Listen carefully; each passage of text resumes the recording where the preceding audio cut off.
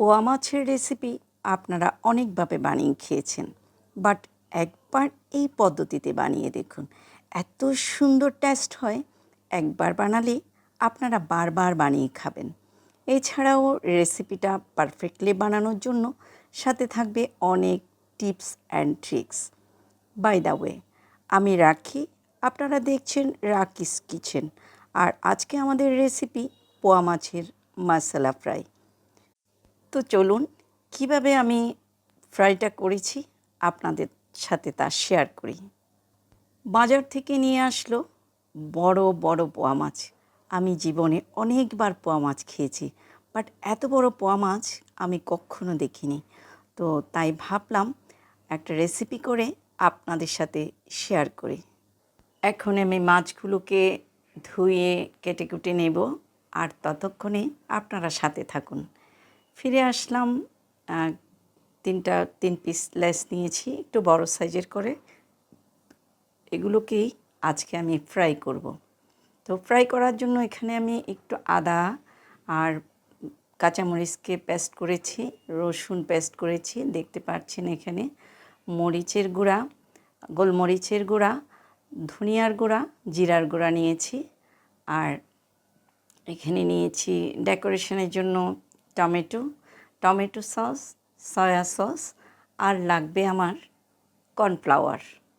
আর এই সব কিছু দিয়ে আমি একটু মাখিয়ে নিব। এখন সব দিয়ে দিলাম, আর প্রত্যেকটা বাটা মশলা এমনভাবে মাখাতে হবে যাতে একদম ভিতরে ঢুকে যায়। তো আমি খুব ভালোভাবে মাখাচ্ছি, দেখতে পাচ্ছেন। আর সব এত ফাঁকা ফাঁকা করেছি যেগুলোতে মশলা যাতে ঢুকে পড়ে, আর যেটার কারণে খুব জুসি ভাব হয়, ভিতরটা অনেক বেশি জুসি হয়। আর এই কর্নফ্লাওয়ার দিচ্ছি 2 টেবিল চামচ। এই কর্নফ্লাওয়ারের কারণে উপরের পুরটা একটু ক্রিস্পি হবে, যেটা খেতে খুবই ভাল লাগে। আর এখানে সামান্য আদা আর রসুনের ব্যবহারের ফলে সামুদ্রিক মাছে খুবই স্মেলটা ভালো আসে। এখন দিয়ে দিচ্ছি একটু সয়া সস, বিকজ অফ আমি এখানে লেবু রস দিয়েছি, তারপর দিয়েছি, তার কারণে সয়া সসটা খুব কম পরিমাণে দিলেই হয়। আর সামুদ্রিক মাছ একটু লবণ থাকে, সো লবণটা সাবধানে দিতে হবে, খুবই কম পরিমাণে।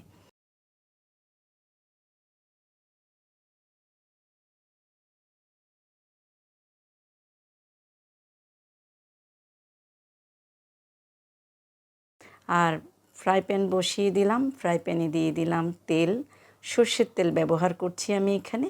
আর সর্ষের তেলে দিয়ে দিলাম একটু লবণ। লবণটা দেওয়ার কারণে আপনার মাছটা ফ্রাই প্যানের গায়ে লেগে যাবে না, খুব সুন্দর ভাজাটা হবে। আর এটার কারণে আমি লবণটা ইউজ করেছি, আপনারাও লবণটা ইউজ করবেন, দেখবেন। আর তেলও ফুটে না, এই যে আমি দিচ্ছি, রিল্যাক্সে দিচ্ছি, আর কোনো তেল ফুটছে না। আর তেল ফুটাটা আমি খুবই ভয় পাই, আপনারা যারা রান্না করেন তারা অবশ্যই ভয় পান আমার মতো। সো তেলটা না ফোটার জন্য এই লবণটা ব্যবহার করেছি। আর দেখেন একটা পিঠ খুব দ্রুত হয়ে গেছে। আর এটা বানাতে আপনি ম্যারিনেট 30 মিনিটস করে রাখলে এটা বানাতে 6 থেকে 7 মিনিটের মধ্যে আপনি এই ভাজিটা করে ফেলতে পারবেন। দেখেন উপরের পুরটা কত মুচমুচে দেখা যাচ্ছে, আর ভিতরেরটা জুসি হবে। আর আমি এখন একটু চুলার আঁচটা রেখেছি একদম মিডিয়ামে, যাতে উপরের পুরটা পুড়ে না যায়, আর না হয় খুব বেশি জাল দিলে পুড়ে যায়, আর ভিতরেরটা কাঁচা থেকে যায়, উপরেরটা পুড়ে যায়।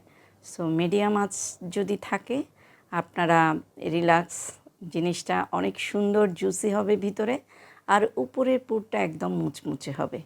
এই যে দেখতে পাচ্ছেন কতটা লোভনীয় লাগছে। আর এই যে আমার হয়ে গেল মাছ রেডি, আর খুবই মজাদার হয়েছে, দারুণ স্মেল আসছে। আমি পাচ্ছি, হয়তো আপনারা পাচ্ছেন না, বাট আপনারা বানিয়ে খাবেন এভাবে, খুবই মজা পাবেন। আর দেখতে পাচ্ছেন কতটা লোভনীয় হয়েছে, আমার তো খুবই ভাল লাগছে। আই থিঙ্ক আপনাদেরও অনেক বেশি ভালো লাগবে।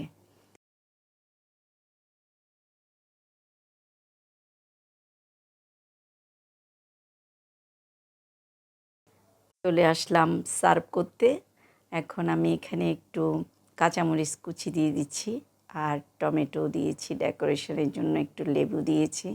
আপনারা লেবু ছিটিয়েও যদি একটু খান, এটা শুধু শুধু খাওয়া যায়।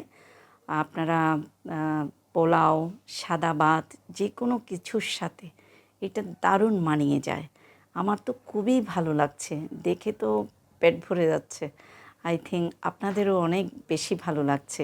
তো আজকে এতটুকুই। আর আপনারা বানিয়ে খাবেন। আর আমার রেসিপিটা কেমন লাগলো বানিয়ে খেয়ে আপনারা কমেন্টে জানাবেন। তো আজকে এতটুকুই। টাটা।